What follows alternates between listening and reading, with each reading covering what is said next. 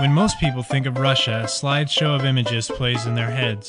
St. Basil's Cathedral, Red Square, statues of Lenin and tall cement apartment blocks are probably some of the most common.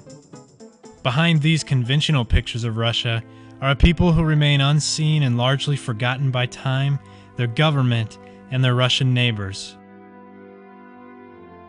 They have many names: Koryak, Yevin, Yukagiri, Chukchi, and Aleut, to name a few.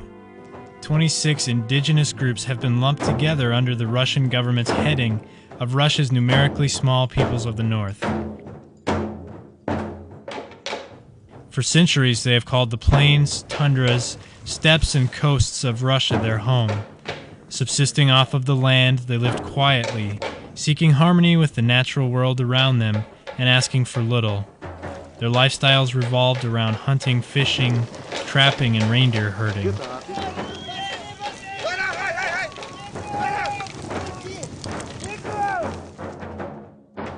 Under communist rule, these people groups, some in tribes as small as 400, fought to preserve their heritage, their culture, and their language.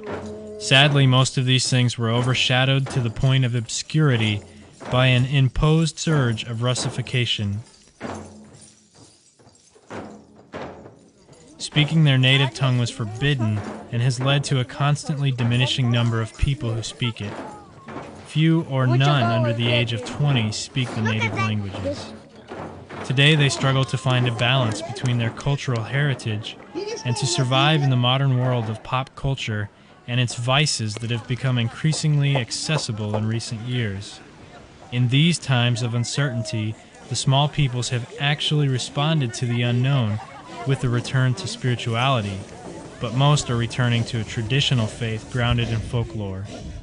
Among some groups, the central figure of religious life is still the shaman, an intermediary between the natural and supernatural worlds.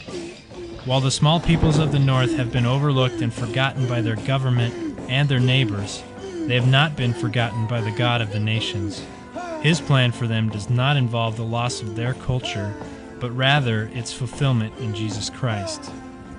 How can they believe in the one of whom they have not heard?